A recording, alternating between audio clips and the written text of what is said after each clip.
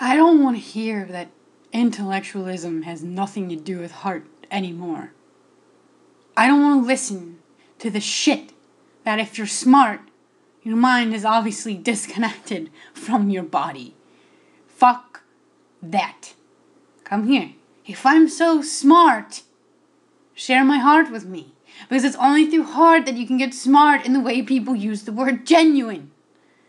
When I choose to venture to this weird, awful place called America, so many, if not most times, I do not enjoy what I see, what I feel, nor the prospects of what that participation affords. What I am asked to participate in while listening to You Can Call Me Al, which got everybody dancing, but no one serious in watching, being slung a Wendy's commercial, which features a creamy sriracha sauce, in this bar featuring venison and quail next month because, quote unquote, the environment gives us nothing else to eat.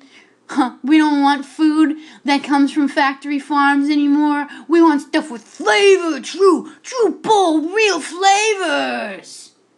Isn't that what the underlying, do you get this? Haven't you read your own feed in the past 5 hours? Revolution, duh. But whatever. Keep enjoying your day job. Venison and quail. So much more sophisticated, nuanced, delicious than cow or chicken. Analogously, poetically, really, they're the same thing. There is no change in the considerably white lower class parading as the upper class, pretending it is progressive, refined, American.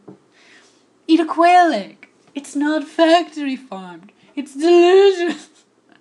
But it's still an animal food.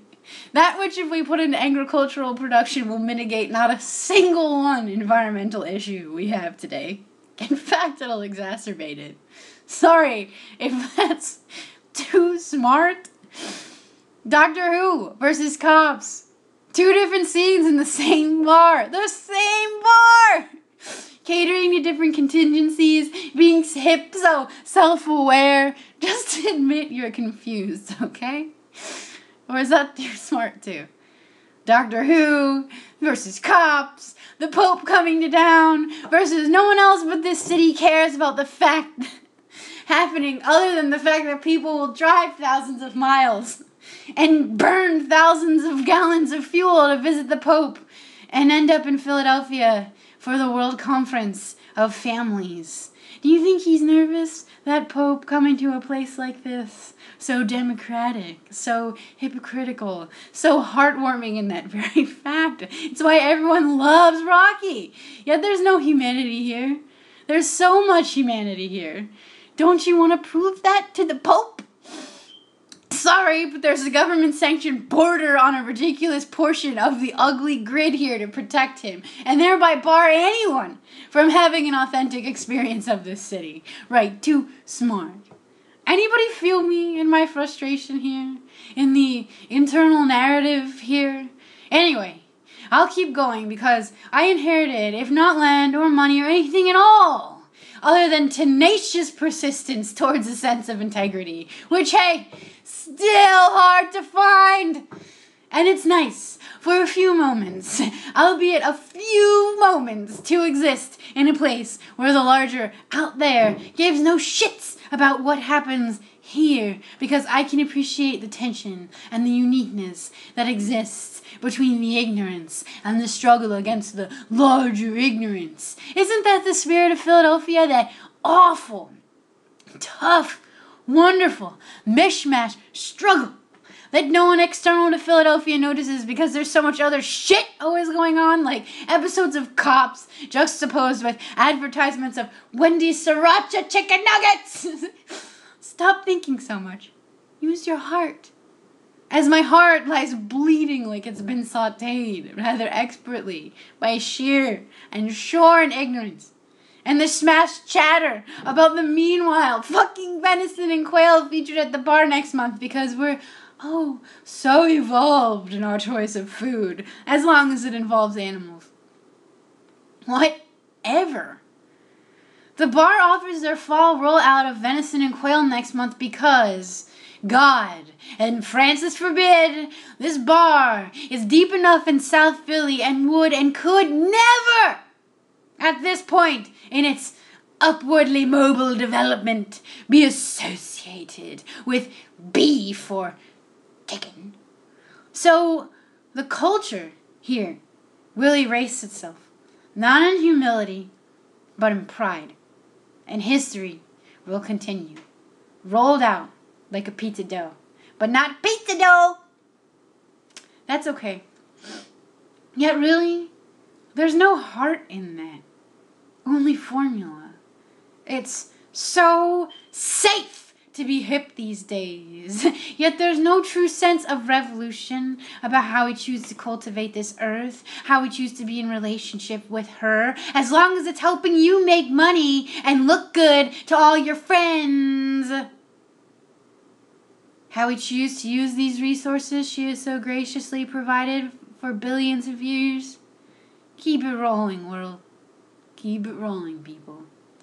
Keep hating those awful, militant vegans who will suffer through soy so you can hubristically enjoy your meats. Let's not work together. Working together doesn't do any good to your instant gratifications. Same old, whoops, getting too smart again. And remember, just please, try to remember, I live in your world, in your depletion scale world, with your infinite growth paradigm, with your separation rather than anxiety from this planet, Mother Earth, who is quite literally saying she won't sustain us anymore this way. But that doesn't matter. That doesn't matter. We're moving in a feminist direction. We're gonna be fine somehow, some way. And I try daily to assimilate as best I can, but I run this monologue daily. So does that make me smart? Don't tell me I have no heart. When you're all ego and libido, can we meet halfway if I'm all brain? I don't know chakra alchemy. How's your yoga class going? Yes, we're all enlightened on our taste. Taste. Merely taste. Has it ever occurred to anyone that you could personally manipulate your taste? I've tried it for the past 8 years. For the person I've loved the most in my life, who's treated me like shit. Over and over and over again. I'm extrapolating because he doesn't appreciate how good I love and taste. Yes, we're all enlightened on our taste for animals, while Styx plays, not quite as facetiously as we would like to admit, on the jukebox.